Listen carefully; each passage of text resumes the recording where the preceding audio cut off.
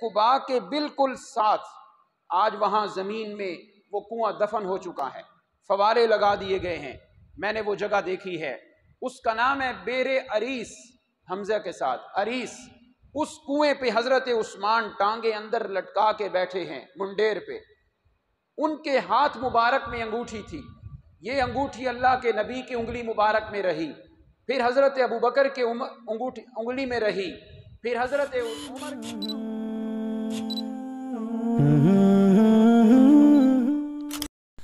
Al-Faruqi media, only Islamic relations. الحمد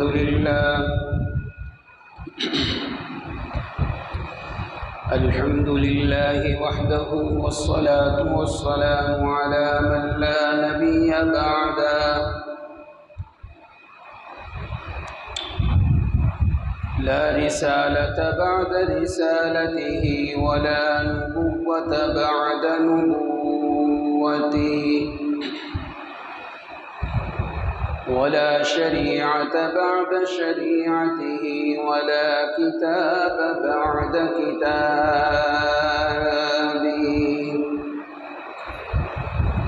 صلى الله عليه وسلم وكرم ونور وشرف وعظم وبارك عليه، أما بعد، أعوذ بالله من الشيطان الرجيم، بسم الله الرحمن الرحيم،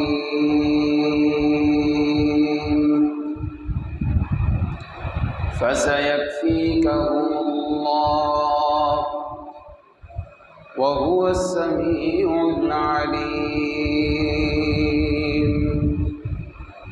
وقال تعالى في موضع آخر، من كان يريد حرث الآخرة نزد له في حرثه، ومن كان يريد حرث الدنيا نؤته منها، صدق الله۔ سبحان ربك رب العزة عما يصفون، وسلام على المرسلين، والحمد لله رب العالمين۔ إن الله وملائكته يصلون على النبي، يا أيها الذين آمنوا صلوا عليه وسلموا تسليما، اللهم صل على محمد النبي الأمي وعلى آله وسلم تسليما، ما إن مدحت محمدا صلى الله عليه وسلم بمقالتي، ولكن مدحت مقالتي بمحمد صلى الله عليه وسلم۔ ذوالحجہ کا مہینہ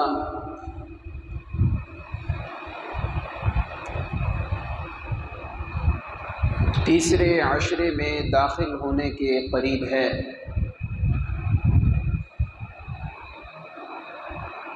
ماہ ذوالحج میں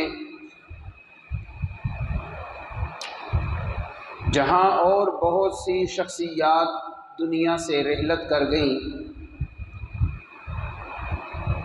ان میں ایک شخصیت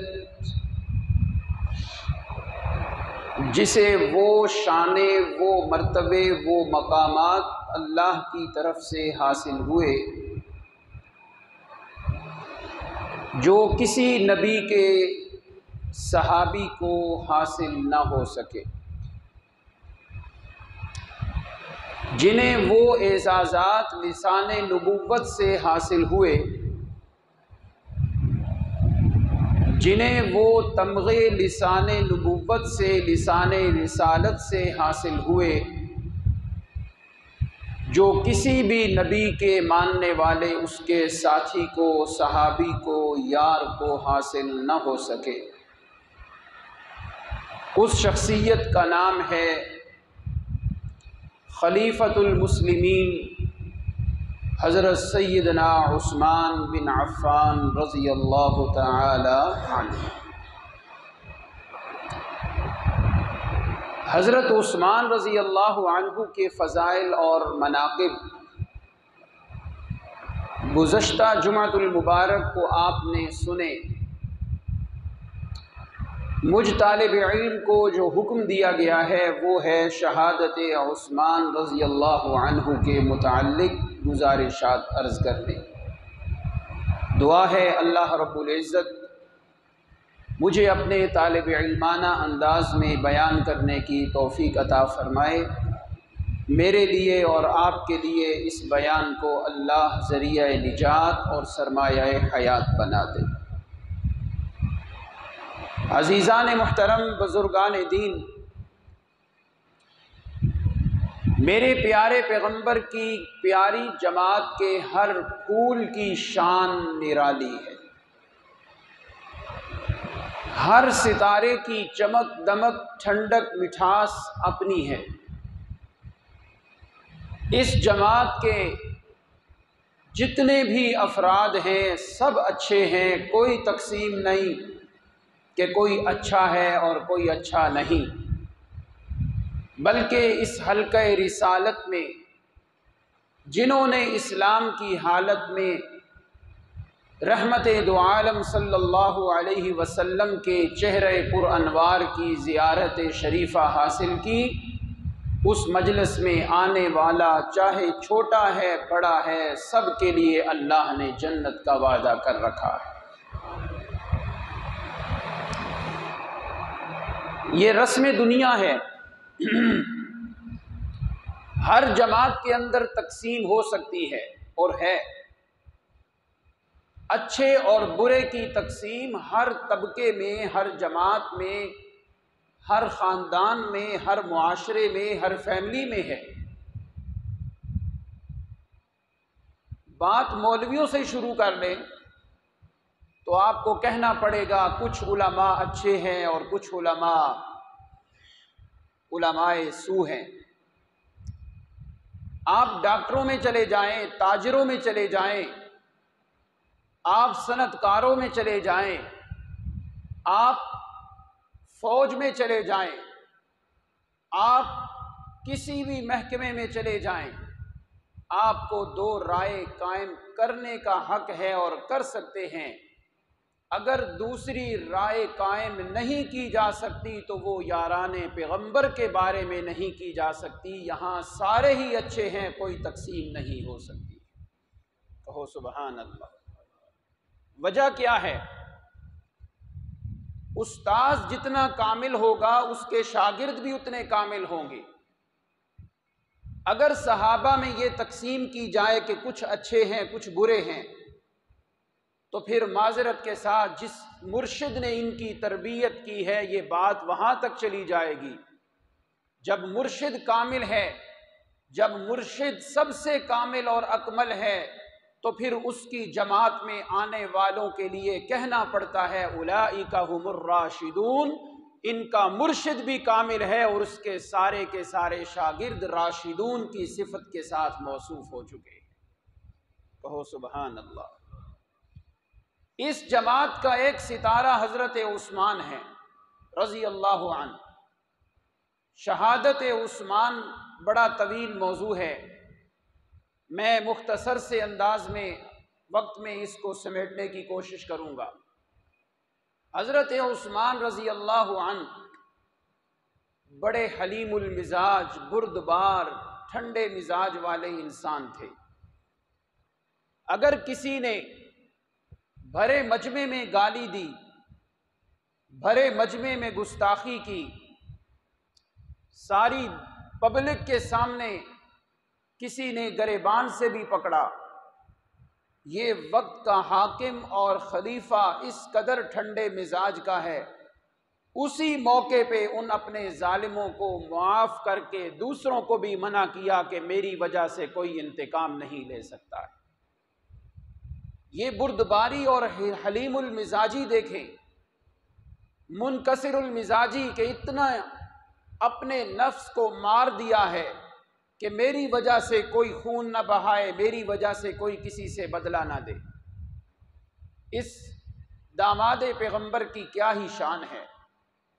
میں بات کو کس موضوع سے اور کس اینگل سے شروع کروں؟ ہر طرف سے بات کرتے ہوئے انسان کا دل کانپتا ہے کہ شہادت عثمان پہ کتنا بڑا فتنوں کا دروازہ کھلا، پھر وہ وسیع ہوتا چلا گیا، بند ہونے کا نام ہی نہیں لیا ہے۔ حضرت عثمان رضی اللہ عنہ جب اپنے دور میں خلیفہ بنے، مزاج کے اندر ٹھنڈک تھی، انتقامی مزاج تھا نہیں، کسی نے زیادتی کی تو معاف کر دیا، کوئی پراپگنڈا کر رہا ہے اس کا سد باب کرنے کی کوشش کی لیکن انتقام نہیں لیا۔ اس نرم مزاجی سے غلط فائدہ اٹھاتے ہوئے باغیوں نے ایک نہ ایک دن اپنا کام کر دکھایا کہ حضرت عثمان کے خون سے مدینہ کی زمین کو رنگین کر دیا۔ سنیے گا واقعہ۔ جب حضرت عثمان خلیفہ بنے، 12 سال حضرت نے خلافت کی ہے۔ ان کی خلافت کے پہلے 6 سالوں میں بڑا پیارا دور چل رہا ہے، کوئی نکتہ چینی، کوئی چیمے گویاں، کوئی اعتراضات، کوئی کچھ نہیں، بڑا اچھا سلسلہ چل رہا تھا۔ جب اگلے 6 سال ہوئے، ان میں چھوٹے چھوٹے اعتراض کرنے والے اعتراضوں نے ایسی جان پکڑی کہ پھر حضرت عثمان کو شہادت حاصل کرنی پڑی۔ اور میں پہلے عرض کروں، نبی علیہ الصلوۃ والسلام نے حضرت عثمان رضی اللہ عنہ کو یہ پیشین گوئی پہلے فرما دی تھی، عثمان تجھے اللہ نے شہادت کے مرتبے پہ فائز کرنا ہے۔ یہ علم غیب نہیں تھا، ہمارا عقیدہ ہے غیب جاننے والا صرف کون ہے؟ عالم الغیب صرف کون ہے؟ اللہ اپنے نبی کو کسی بات کی اطلاع دے، وہ علم غیب نہیں، وہ اطلاع علی الغیب ہے، اور اس میں کوئی ہمیں اختلاف نہیں۔ ہمارا مسئلہ یہ ہے عالم الغیب والشہادہ، کوئی نبی ولی نہیں، غیب جاننے والا، پردوں کے پیچھے باتیں جاننے والا ہے تو صرف کون ہے؟ اللہ ہے۔ آپ نے پیشین گوئی کی، اور وہ پیشین گوئی کی بھی کب؟ احد پہاڑ پہ میرے نبی تشریف فرما ہیں، حضرت ابو بکر ہیں، حضرت عمر ہیں، عثمان ہیں، زمین پہ زلزلہ آیا، احد پہاڑ حرکت کرنے لگا، آپ نے اپنی لاٹھی مبارک پہاڑ پہ مار کے فرمایا اے پہاڑ تھم جا، اثبت، بخاری کے الفاظ ہیں، ٹھہر جا، تجھ پہ اللہ کا ایک نبی اور ایک صدیق اور 2 شہید تجھ پہ سوار ہیں۔ یہ آپ نے پیشین گوئی فرمائی، اور یہ پیشین گوئی اس قدر ثبت ہو گئی، پکی ہو گئی۔ ایک دفعہ فرشتوں کی جماعت زمین پہ آئی، حضرت عثمان گزرتے ہوئے جا رہے ہیں، فرشتے آ کے عرض کرتے ہیں اللہ کے پیغمبر، یہ آپ کا صحابی اللہ کے کاغذوں میں شہادت کے درجے پہ فائز ہو چکا ہے، ہمیں ان سے اتنی حیا آتی ہے، اتنی شرم آتی ہے کہ اللہ نے حکم دیا ہے کہ میرے نبی کے یار عثمان سے تم نے بھی شرم و حیا کرنی ہے۔ ہو سبحان اللہ۔ آج طالب علم ذرا سست بیٹھے، اونچی آواز سے کہیں سبحان اللہ۔ میرے خیال سے گھر یاد آ رہا ہے نا آپ کو، نئے آئے ہیں گھر سے، شاباش، توجہ سے۔ فرشتوں کو بھی پتہ چل گیا کہ حضرت عثمان کی موت شہادت کی صورت میں آئے گی، اور یہ پھر اتنی مظلومانہ شہادت کہ جس کی داستان پڑھتے ہوئے انسان کا جگر چیرہ چیر ہو جاتا ہے۔ چنانچہ وہ وقت آیا، میرے آقا علیہ الصلاۃ والسلام نے پیشن گوئی فرماتے ہوئے فرمایا عثمان ان اللہ یقمصک قمیصا اللہ تجھے ایک ایسی چادر اور ایسی قمیض پہنائیں گے، تیری علاقے کے لوگ اسے اتارنے کی کوشش کریں گے۔ عثمان، میں تجھے لسان نبوت سے کہہ رہا ہوں، اس چادر کو اور قمیض کو کبھی بھی نہ اتارنا، موت برداشت کر لینا لیکن اس قمیض کو کبھی نہیں اتارنا۔ لوگوں نے سمجھا شاید وہ قمیض ایسی ہوگی جیسے ہم پہنتے ہیں، مگر حضرت عثمان نے سمجھ لیا کہ اس قمیض سے مراد ہے خلافت، اس سے مراد ہے حکومت، لوگ حکومت چھینیں گے۔ حضرت عثمان اپنی زبان سے دستبردار نہیں ہو سکتے، اللہ کے دربار میں شہادت تو پائیں گے لیکن اس حکومت سے پیچھے نہیں ہٹ سکے۔ چنانچہ باتیں ساری سن لی حضرت عثمان نے، اپنے آپ کو تیار کر لیا، اور پھر ایک موقع پہ میرے آقا نے یوں بھی فرما دیا تھا۔ ابو موسیٰ اشعری ایک باغ کے دروازے پہ بیٹھے ہیں، میرے آقا علیہ السلام باغ کے اندر کنویں کے منڈیر پہ تشریف فرما ہیں، ابو بکر بھی ہیں، عمر بھی ہیں رضی اللہ عنہما۔ حضرت عثمان دروازے پہ آئے، دروازے پہ دستک دی، عرض کیا میں اندر آنا چاہتا ہوں، بخاری سے پڑھ رہا ہوں میں۔ میرے آقا نے فرمایا کون ہے؟ ابو موسیٰ کہتے ہیں حضرت عثمان ہیں، اندر آنا چاہتے ہیں۔ آپ نے فرمایا انہیں آنے بھی دو، اور انہیں جنت کی خوشخبری بھی سنا دو، اور انہیں خوشخبری سنا دو کہ آپ پر مصیبتوں کے پہاڑ آئیں گے، صبر کرنا، میری اور آپ کی ملاقات ان پہاڑوں میں جنت میں ہو جائے گی۔ سبحان اللہ۔ یہ ساری جب بشارتیں سن لی، حضرت عثمان جری ہو گئے کہ اب میں نے شہادت کے مرتبے پہ فائز ہونا ہے۔ اب خلافت کے جو پہلے 6 سال تھے بڑے پرامن گزرے، اور خلافت کے جو بعد والے 6 سال ہیں اس میں چھوٹے چھوٹے اعتراضات شروع ہو گئے۔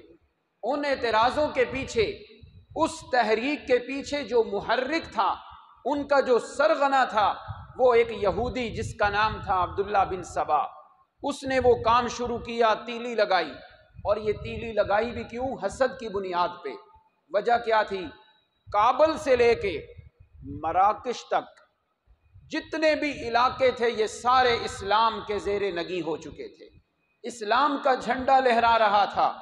وہاں کی قومیں اپنے دانتوں کے نیچے انگلیاں ڈال کے غصے کا اظہار کرتے تھے کہ کل تک ہم یہاں بادشاہ تھے، آج اسلام کا بول بالا ہے، مسلمانوں سے بدلہ لینا ہے، ابو بکر کے زمانے میں نہ لے سکے، عمر جیسے جری انسان کے زمانے میں نہ لے سکے، انہیں موقع ملا حضرت عثمان کے زمانے میں۔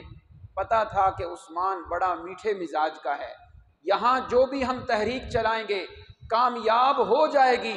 چنانچہ انہوں نے چھوٹے چھوٹے اعتراض شروع کیے۔ پہلا اعتراض کیا ہے سنیے گا، آج تقریر لچھے دار نہ بھی ہو تو ذرا حقائق سنتے چلیے۔ پہلا اعتراض، حضرت عثمان اقربا پروری کرتے ہیں، اللہ نے بڑا مال و دولت دیا تھا، آپ نے سنی ہوگی یہ بات، پھر سن لیجئے۔ اتنی سخاوت حضرت عثمان میں، مدینہ منورہ میں میٹھے پانی کا کنواں نہیں تھا، ایک کنواں تھا بیر روما، حضرت عثمان نے دگنی رقم دے کر وہ کنواں خرید کے مسلمانوں کے لیے وقف کر دیا تھا۔ منڈیالہ کے لوگوں، مجھے سعادت حاصل ہے، میں نے اپنی ان گنہگار آنکھوں سے اس کنویں کی زیارت کی ہوئی ہے، کبھی اتفاق ہوا مدینہ میں اکٹھے ہوئے تو میں آپ کو لے کر جاؤں گا۔ آج بھی اس کنویں کا پانی بہت بڑے درختوں کے باغات کو سیراب کر رہا ہے۔ سبحان اللہ۔ حضرت عثمان کی وہ یاد آج بھی زندہ ہے۔ اللہ اللہ۔ حضرت عثمان کی سخاوت غزوہ تبوک میں نظر آئی، حضرت عثمان کی سخاوت ایک موقع پہ اس وقت نظر آئی جب صدیق اکبر کا زمانہ خلافت ہے، مدینہ کے اندر قحط پڑ گیا، پیسے دے کے بھی چیز نہیں ملتی تھی، مارکیٹیں دکانیں خالی ہو گئیں۔ صدیق اکبر کے پاس لوگ آئے، کہاں سے کھائیں، کہاں سے پئیں؟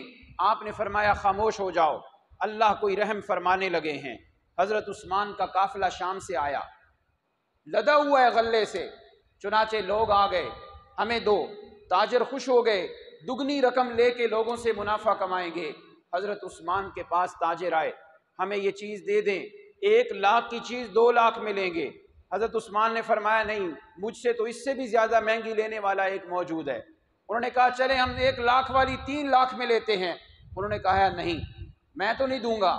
تاجروں نے کہا کون ہے پھر آپ سے لینے والا؟ انہوں نے کہا 1 لاکھ والی چیز 10 لاکھ میں خریدنے والا ایک میرے پاس ذات موجود ہے۔ تاجروں نے کہا وہ ہے کون؟ حضرت عثمان نے فرمایا ذاک هو اللہ، میرا اللہ ہے جس نے قرآن میں فرمایا من جاء بالحسنۃ فلہ 10 امثالها، جو ایک نیکی کر کے میرے دربار میں آئے میں اللہ ایک نیکی نہیں 10 نیکیاں بڑھا کے اس کے نامہ عمل میں ثواب داخل کرتا ہوں۔ حضرت عثمان نے فرمایا میرے پاس تو وہ خریدار ہے، سارا غلہ انہوں نے مدینہ کے فقراء کے لیے وقف کر دیا۔ آنے والی رات میں ایک صحابی کو خواب آئی، میرے آقا اونٹ پہ تشریف فرما، گھوڑے پہ تشریف فرما ہے، بڑا خوبصورت چہرہ مبارک، نبی علیہ السلام جلدی جا رہے ہیں۔ صحابی نے عرض کی اللہ کے پیغمبر کچھ دیر رک جائیں مدینہ میں، ہم اداس ہو گئے۔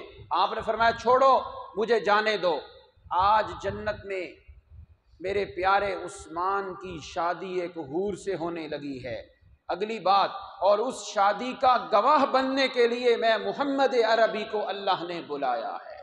سبحان اللہ، رضی اللہ عنہ۔ حضرت عثمان کی یہ سخاوت تھی۔ تو اتنا سخی آدمی اپنے قریبی رشتہ داروں سے کبھی منہ موڑ سکتا ہے؟ بتاؤ مجھے، کبھی چہرہ پھیر سکتا ہے؟ حضرت عثمان کے پاس مال تھا، قریبی رشتہ داروں کو دیتے تھے۔ اللہ کے قرآن کا حکم ہے جو بندہ قریبی رشتہ داروں پہ خرچ کرے اسے 2 ثواب ملتے ہیں۔ حضرت عثمان خرچ کرنے لگ گئے، باتیں شروع ہو گئیں، اقربا پروری ہے، چلیں یہ پروپگنڈا بھی ہو گیا۔ دوسرا پروپگنڈا کیا ہے؟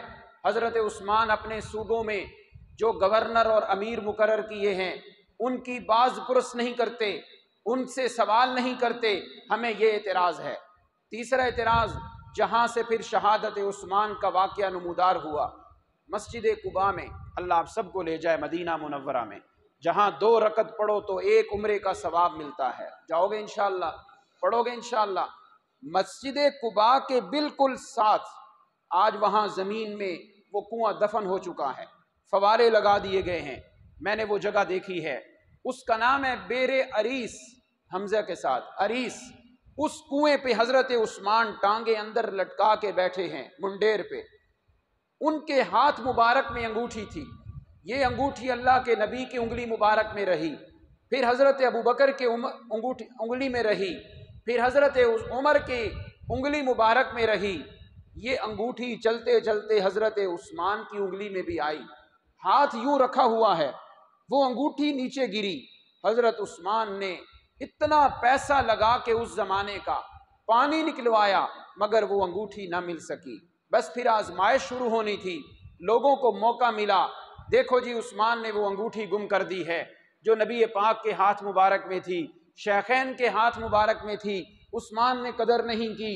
بس پھر یہاں سے پراپگنڈا شروع ہوا، دور کے علاقوں میں کئی سالوں سے چھوٹے چھوٹے پراپگنڈے ہو رہے تھے مگر وہ جان نہیں آ رہی تھی اس پراپگنڈے میں، جو مدینہ کے اندر رہتے ہوئے کچھ باغیوں نے اس تحریک میں جان پیدا کر دی۔ اب باتیں شروع ہو گئیں، کہاں گئی ہے وہ انگوٹھی؟ انہوں نے پیغام بھیجا دور کے علاقوں میں، آ جاؤ مدینہ میں ہم نے ماحول بنا دیا ہے، اب حضرت عثمان سے ہم بدلہ لے سکتے ہیں۔ چنانچہ وہ باغی مدینہ میں آئے اور انہوں نے آنے کا جب ارادہ کیا حضرت عثمان بھانپ گئے کہ معاملہ خراب ہونے والا ہے۔ انہوں نے اپنے علاقے کے گورنروں کو بلایا اور بلا کے ان سے فرمایا اپنے حالات ٹھیک کر لو، تمہاری اصلاح ہونے والی ہے۔ مگر جب ان باغیوں کو پتہ چلا انہوں نے کہا نہیں، اب ہم ان کی یہ بات بھی نہیں مانتے، بے شک اپنے گورنروں کو بلا کے اصلاح نہ کریں، اب ہم نے حضرت عثمان سے بدلہ لینا ہے۔ اب انہیں موقع مل گیا تھا، چنانچہ ایک دن حضرت عثمان مسجد نبوی کے منبر پہ ہیں، خطبہ دینے کے لیے کھڑے ہوئے، ایک باغی مجمع کے اندر سے کھڑا ہوا، کہنے لگا عثمان بڑی جرت ہے یہ، مسجد نبوی ہو، ریاض الجنہ ہو، مدینہ منورہ ہو، منبر میرے نبی کا ہو، جمعے کا دن ہو، اتنی بڑی جرت، اللہ اللہ۔ وہ آدمی کھڑا ہوا کہنے لگا عثمان قرآن سے ہٹ کے بات نہ کر۔ آپ نے فرمایا بیٹھ جاؤ، میں قرآن سے باہر بات نہیں کر رہا۔ پھر کھڑا ہوا، عثمان دھیان سے بات کر، قرآن کو نہ چھوڑ۔ حضرت نے پیار سے بٹھا دیا، تیسری بار کہا، حضرت عثمان نے پیار سے بٹھا دیا۔ پھر ایک باغی نہیں، کئی باغی اکٹھے کھڑے ہوئے مجمع سے، آ کے حضرت عثمان رضی اللہ عنہ کو گریبان سے پکڑا، نیچے گرایا، اور حضرت عثمان کو زخمی کیا۔ روایات میں آتا ہے حضرت عثمان بے ہوش ہو کے زمین پہ گر گئے۔ جب بے ہوش ہو کے زمین پہ گرے، حضرت عثمان کو ہوش آئی، فرمایا کوئی ان سے بدلہ نہ لے، میں نے اللہ کی رضا کے لیے ان کو معاف کر دیا ہے۔ واقعہ ختم ہو گیا، خاموشی ہو گئی۔ حضرت عثمان امیر المومنین ہیں، انہوں نے منع کر دیا، اطاعت امیر تھی سب کے اندر، خاموش ہو گئے۔ کچھ عرصے کے بعد پھر حضرت عثمان خطبہ دینے کے لیے کھڑے ہوئے۔ حضرت عثمان کے ہاتھ میں وہ عصا مبارک، وہ ڈنڈا تھا جو میرے آقا جس پہ ٹیک لگا کے خطبہ دیتے تھے، ابو بکر دیتے تھے، عمر دیتے تھے رضی اللہ عنہما۔ حضرت عثمان نے وہ عصا پکڑا ہوا ہے۔ ایک باغی کھڑا ہوا، حضرت عثمان سے یوں وہ ڈنڈا کھینچا، کھینچنے کے بعد اپنی ٹانگ پہ رکھ کے اس عصا کو توڑ دیا۔ اس باغی نے اس ڈنڈے کی بھی توہین کی جو میرے آقا علیہ السلام کے ہاتھ مبارک میں ہوتا تھا۔ مجھے سچی سچی بات بتاؤ، مجھے آپ کو پتہ چلے فلاں جگہ وہ عصا مبارک ہے، ہمارے اندر تڑپ ہوگی دیکھنے کی یا نہیں ہوگی؟ اس باغی نے وہ توڑا، جب توڑ دیا چھوٹا سا ایک ٹکڑا اس لکڑی کا اس کی ٹانگ میں پھنس گیا۔ پھر کیا ہوا؟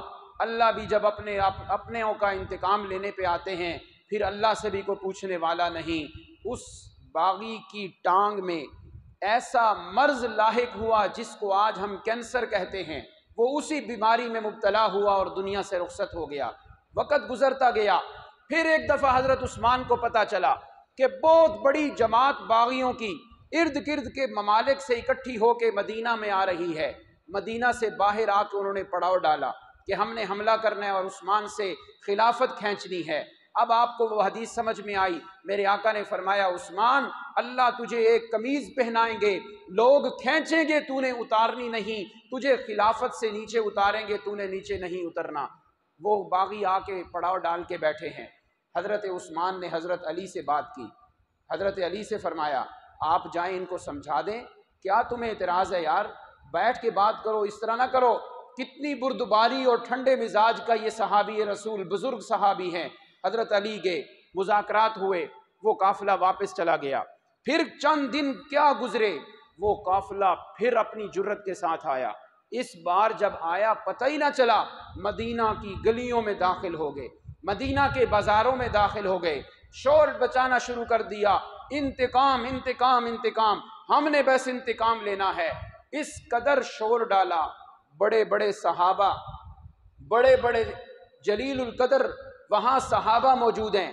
حضرت عثمان نے فرمایا کہ مجھے بھی لگ رہا ہے کہ میری شہادت کا وقت قریب ہے، لیکن میں کسی کو اجازت نہیں دیتا کوئی ان سے انتقام نہ لے۔ چنانچہ ان باغیوں نے حضرت عثمان پہ جب حملہ کرنے لگے ان کو گھر میں بند کر دیا اور مطالبہ کرنے لگے کہ عثمان بس تم حکومت چھوڑو، ہم تمہیں کچھ نہیں کہیں گے۔ حضرت عثمان نے فرمایا جو مرضی ہوتا ہے ہو جائے، میں نے توہین برداشت کی، میں نے داڑھی لوگوں نے کھینچی میں نے برداشت کی، تم نے ممبر سے نیچے گرایا میں نے برداشت کیا، یہ کبھی نہیں ہو سکتا کہ میں حکومت سے دستبردار ہوں، اس لیے کہ میرے آقا نے مجھے فرمایا تھا لعل اللہ یقمصک قمیصا، اللہ تجھے خلافت والی دولت دیں گے، اس سے کبھی تو نے دستبردار نہیں ہونا۔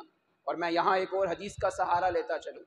ایک دفعہ میرے آقا علیہ السلام بیٹھے ہیں آپ کی زندگی مبارک میں، حضرت عثمان نے چادر منہ پہ ایسے اوڑی ہوئی ہے اور گزر رہے ہیں۔ آپ نے فرمایا ایک وقت آنے والا ہے، بڑے مصائب آئیں گے مدینہ منورہ میں، میرا یہ صحابی حق پر ہوگا، اس کا ساتھ دینا یہ حق پر ہوگا۔ چنانچہ ایک صحابی اٹھے، جا کے ایسے حضرت عثمان کا کاندھا پکڑ کے موڑ کے نبی علیہ السلام کی طرف کہتے ہیں اللہ کے پیغمبر یہ ہیں وہ صحابی؟ آپ نے فرمایا میرا عثمان، ایک وقت آئے گا بڑی مصیبت آئے گی، خیال کرنا یہ حق پہ ہوگا۔ چنانچہ اب وہ وقت آ گیا، حضرت عثمان گھر میں بند، نہ گھر میں پانی آنے دیا جا رہا ہے، نہ کھانا نہ پینا نہ پھل نہ فروٹ، کچھ بھی نہیں، یوں سمجھیں سوشل بائیکاٹ، سماجی بائیکاٹ، ہر طرح کا بائیکاٹ ہو گیا ہے۔ حضرت عثمان کو بند کر دیا، ایک باغی اس طرف پوزیشن، ایک اس طرف، ایک ادھر، سارے پوزیشن سنبھال کے کھڑے ہیں، ایک ہی مطالبہ ہے عثمان حکومت چھوڑو۔ حضرت عثمان کہتے ہیں یہ نہیں ہو سکتا۔ ایک دن حضرت عثمان کو خیال آیا، گھر کی چھت پہ آئے اور آ کے آپ نے ایک خطبہ دیا، فرمانے لگے مدینہ والوں میری بات سنو، یہ مسجد نبوی چھوٹی سی تھی، میرے آقا پریشان رہتے تھے، اس کی تعمیر کس نے کروائی؟ سب نے کہا آپ نے۔ فرمایا آج مجھے ہی اس مسجد میں نماز نہیں پڑھنے دیتے ہو۔ پھر حضرت نے فرمایا میٹھے پانی کا کنواں نہیں تھا، کس نے خرید کے دیا؟ سب نے کہا آپ نے۔ فرمایا آج میں عثمان ہی اپنے اس خریدے ہوئے پانی کا ایک گھونٹ بھی نہیں پی سکتا۔ پھر فرمایا جنگ تبوک یاد کرو، 1 روپیہ نہیں تھا، 1 پیسہ نہیں تھا، کچھ بھی نہیں تھا، میں نے کتنی امداد پیش کی تھی، تمہیں وہ بھی احسان یاد نہیں؟ پھر حضرت عثمان نے یہ فرما کے نیچے اترے اور فرمایا جو بھی ہو جائے میں اپنی حکومت سے دستبردار نہیں ہو سکتا۔ آیا دن جمعے کا، جمعے کے دن حضرت عثمان نے روزہ رکھا، سحری کی، نماز پڑھی، سو گئے۔ خواب میں دیکھا اللہ کے نبی کا دیدار مبارک ہوا، کہو سبحان اللہ۔ حضرت ابو بکر بھی ہیں، عمر بھی ہیں۔ میرے آقا نے فرمایا عثمان تم نے روزہ رکھا ہوا ہے، آج افطاری ہمارے ساتھ جنت میں کیجئے گا، آ جائیں۔ حضرت عثمان کی آنکھ کھلی، اپنی بیوی حضرت نائلہ سے فرماتے ہیں بس آج میری زندگی کی شام ہونے والی ہے، اب کھول دو دروازے، اب میں دنیا سے جانے والا ہوں۔ ایک چادر منگوائی، وہ پہنی، قرآن کھول کے بیٹھ گئے۔ جب قرآن کھولا اتنے میں ایک باغی نے موقع محسوس کیا کہ دروازہ کھلا ہے، دروازے سے نہیں آیا، حضرت عثمان پہ حملہ کرنے کے لیے گھر کی پچھلی طرف سے چھلانگ کے پھیلانگ کے حضرت عثمان کے گھر میں داخل ہوا۔ وقت کم ہے، میں اشارہ کرتا چلوں۔ دروازے پہ جب باغیوں کا قبضہ تھا، حضرت علی نے اپنے بیٹے حسن و حسین کو بھی بھیجا، جاؤ چچا عثمان کی حفاظت کرو۔ وہ بھی کھڑے ہو گئے۔ منڈیالہ والو ایک جملہ کہتا چلوں، شاید اس جملے سے میری بخشش اور آپ کی بخشش ہو جائے۔ میرے آقا جب زندہ تھے، عثمان تیری تو شان ہی کیا ہے، میرے آقا جب زندہ ہیں حضرت عثمان کی جان کو خطرہ محسوس ہوا، میرے آقا نے 1400 صحابہ کی بیعت کی، لقد رضی اللہ عن المومنین، جو بھی ہو جائے عثمان کے خون کا بدلہ لیں گے۔ آج میرے آقا دنیا میں نہیں، عثمان کی جان کو خطرہ ہوا تو نواسہ رسول دروازے پہ حفاظت کے لیے آ گئے تھے۔ سبحان اللہ۔ میں عقیدے کی بات بھی کرتا چلوں، میرا تعلق اشاعت التوحید و سنہ سے ہے۔ حضرت عثمان جب مکہ میں گئے تھے، میرے آقا نے بیعت لی تھی کہ حضرت عثمان شہید ہو گئے ہیں، شہید ہوئے تھے؟ اونچی آواز سے کہو، شہید ہوئے تھے؟ نہیں ہوئے تھے۔ میرے آقا نے فرمایا وہ شہید ہو گئے ہیں، بیعت کرو، ہم بدلہ لیں گے۔ حضرت عثمان زندہ تھے، وہ نماز بھی پڑھتے ہوں گے، نماز جب پڑھی درود شریف بھی پڑھا ہوگا، میرے آقا کو پتہ نہیں چل سکا، اللہ نے عقیدہ بھی سمجھا دیا۔ میرے آقا کی زندگی میں کوئی درود پڑھے، میرے آقا کی زندگی مبارک کے بعد کوئی درود پڑھے، میرے آقا درود و سلام خود نہیں سنتے، درود و سلام دعا ہے، اور دعاؤں کو سننے والا صرف کون ہے؟ عقیدہ بنائیں۔ میرے آقا علیہ السلام پہ حضرت عثمان نے مکہ میں نمازیں پڑھی تو نماز میں درود پڑھا ہوگا نا، میرے آقا پھر بھی نہیں سمجھ سکے، آپ نے فرمایا وہ شہید ہو گئے ہیں، نہیں پتہ چل سکا۔ یہ مسئلہ سمجھ لیں، میرے آقا زندہ تھے، کوئی درود پڑھے آپ کو پتہ نہیں چلتا۔ اب آپ دنیا سے رخصت ہو گئے ہیں، کوئی مدینہ منورہ کی قبر پہ پڑھے، پاکستان سے پڑھے، میرے آقا اپنی قبر مبارک میں زندہ نہیں، درود و سلام نہیں سنتے، درود و سلام دعا ہے، اور دعاؤں کو سننے والا صرف کون ہے؟ اللہ ہے۔ اللہ اللہ۔ سنیے، حضرت علی آئے، حضرت عثمان پہ حملہ ہو گیا، ایک باغی آیا، لوہے کی ایک سلاخ حضرت عثمان کے چہرے پہ ماری اور زخمی ہوئے۔ حضرت عثمان پیچھے گرے، فرمایا بسم اللہ توکلتو، یا اللہ میری اب پہلی شہادت کی ضرب لگ گئی ہے، مجھے سنبھال لینا۔ ایک اور باغی آیا، حضرت کی داڑھی مبارک یوں کھینچ کے گستاخی کی۔ تیسرا باغی آیا، اس نے حضرت عثمان کے سینے پہ ایک لوہے کی سلاخ ماری، خون کا فوارہ یوں نکلا۔ تیسرا باغی آیا، 9 زخم حضرت عثمان کے جسم مبارک پہ لگائے۔ ایک اور باغی آیا، دیکھا حضرت عثمان رضی اللہ عنہ کا ماتھا قرآن کے صحیفے کے اوپر پڑا ہوا ہے۔ اس باغی نے آ کے زور سے ٹانگ ماری، حضرت عثمان دور جا گرے، قرآن کی بے حرمتی ہوئی، قرآن کا وہ نسخہ دور جا گرا۔ حضرت کی بیوی نائلہ آئیں اور آ کے کہا ظالموں، عثمان کی حیا نہیں کرتے ہو، قرآن کی تو حیا کر لو۔ یہ قرآن وہی ہے جو ناشر قرآن عثمان ہے، حضرت عثمان نے خود لکھا ہے۔ حضرت عثمان وہ صحابی ہیں جنہوں نے پورا قرآن میرے نبی کی زندگی مبارک میں یاد کر لیا تھا۔ ان ظالموں نے حضرت نائلہ کی انگلیاں کاٹ دی، حضرت نائلہ بے بس ہو گئی، فرمایا جاؤ تم سارے تباہ ہو کے مرو گے، تم میں سے کوئی بھی زندہ سلامت نہیں بچے گا۔ حضرت عثمان کا خون قرآن کے ان لفظوں پہ گرا، فَسَيَكْفِيكَهُمُ اللَّهُ۔ کیا لفظ ہے؟ فَسَيَكْفِيكَهُمُ اللَّهُ۔ اس کا مطلب کیا ہے؟ عثمان اللہ تجھے کافی ہے۔ اللہ رب العزت نے فرمایا عثمان اللہ تجھے بھی کافی ہے، اور تیرے دشمنوں سے بھی میں پوچھ لوں گا، میں ہی ان کو کافی ہوں گا، کسی اور کو بدلہ لینے کی ضرورت پیش نہیں آئے گی۔ اب سنیے ظلم کی انتہا۔ حضرت علی آئے، حسن و حسین کو تھپڑ مارا، تمہیں جو میں نے کہا تھا حفاظت کرو، کیوں باغی اندر گئے ہیں؟ انہوں نے کہا ابا جی ادھر سے جاتے تو پوچھتے، وہ پیچھے سے حملہ کیا ہے۔ حضرت عثمان شہید ہوئے، جمعے کا دن ہے، 18 ذو الحج ہے، 3 دن تک گھر میں میت بغیر کفن کے پڑی رہی۔ اتنا غلبہ تھا باغیوں کا، کوئی اندر نہ جا سکا، اتنا روب تھا۔ آخر کچھ لوگوں نے ہمت کی، جان ہتھیلی پہ رکھ کے اندر داخل ہوئے، حضرت عثمان کے تجہیز و تکفین کا اہتمام کیا۔ یہ جو کچھ لوگ اندر آئے تھے، ان کے ساتھ ایک باغی وہ بھی منافقت کر کے اندر داخل ہوا۔ اندر داخل ہو کے اس نے حضرت عثمان کے چہرے سے کپڑا اٹھایا، کپڑا اٹھا کے اپنے ہاتھ سے تھپڑ مارا چہرے پہ، اور وہ ہاتھ وہیں پہ شل ہو گیا۔ پھر یہی آدمی گلیوں میں پھر رہا ہے۔ کسی نے کہا تیرے ہاتھ کو کیا ہو گیا؟ اس نے کہا میں نے وعدہ کیا تھا عثمان کا چہرہ سامنے آیا تو میں تھپڑ ماروں گا، میں نے جب حضرت عثمان کے چہرے کی گستاخی کی میرا ہاتھ فالج کی طرح شل ہو گیا ہے، اور اس کے اندر ہمت اور طاقت نہیں ہے۔ پھر کیا ہوا سنیے گا۔ حضرت عثمان کا جنازہ رکھا گیا، جنازہ پڑھا جانے لگا۔ ایک باغی نے اس وقت بھی موقع بھانپ کے، جنازے کی نماز ہو رہی ہے، وہ دوڑتا ہوا آیا، حضرت عثمان پہ حملہ کیا اور میت کی حالت میں بھی ان کی پسلی توڑ دی۔ اس قدر ظلم ہوا۔ 17 کچھ لوگ ہیں جنہوں نے جنازہ پڑھا، حضرت عثمان کو دفن کر دیا گیا، جنازہ پڑھ دیا گیا۔ اب کیا ہے؟ فَسَيَكْفِيكَهُمُ اللَّهُ۔ اللہ نے کہا عثمان میں تجھے کافی ہوں، تجھے بھی میں نے جنت میں بھیج دیا، اور تیرے جو دشمن ہیں ان سے بھی میں اللہ خود ہی پوچھ لوں گا۔ اب سنیے، توجہ میری طرف سنیے، حضرت عثمان کے قاتلوں کے ساتھ پھر ہوا کیا۔ کوئی قاتل بھی دنیا سے جاتے وقت صحیح سلامت نہیں گیا، کسی کو کیڑے پڑ گئے، کسی کا جسم شل ہو گیا، کوئی کس بیماری میں دنیا سے گیا۔ حتیٰ کہ ایک آدمی محمد بن سیرین فرماتے ہیں، علامہ بن سیرین بہت بڑے محدث ہیں، وہ فرماتے ہیں میں بیت اللہ کا طواف کر رہا تھا، ایک آدمی اونچی اونچی دعا کر رہا ہے، مولا مجھے معاف کر دے، لیکن مجھے پتہ ہے تو نے مجھے معاف نہیں کرنا۔ فرماتے ہیں میں نے کہا کیا کہہ رہا ہے تو بندہ خدا؟ اس نے کہا میں وہ ظالم ہوں جس نے حضرت عثمان کی گستاخی کی تھی، ان کی شہادت میں میں بھی ملوث تھا، ان کی بیوی نے مجھے بد دعا دی تھی کہ تیری بخشش کبھی نہیں ہوگی، تیری موت ایسی آئے گی کہ دنیا دیکھ کے حیران ہوگی۔ چنانچہ اس کا جسم شل ہوا پڑا ہے، ہاتھوں میں کیڑے پڑے ہوئے ہیں، اور وہ سارے قاتلوں کو اللہ نے دنیا میں وہ سزا دی کہ قرآن کا وعدہ سچا ہو گیا، فَسَيَكْفِيكَهُمُ اللَّهُ۔ عثمان اللہ تجھے کافی ہے، کیا مطلب؟ تجھے تو اللہ نے جنت دے دی، تیرے قاتلوں سے اللہ میں خود ہی پوچھ لوں گا کہ وہ زندگی میں کیسے وقت گزاریں گے۔ پھر حضرت عثمان کا جنازہ ہوا، صحابہ نے کہا حضرت عثمان نے خود ہمیں منع کیا تھا، میرا بدلہ نہ لینا۔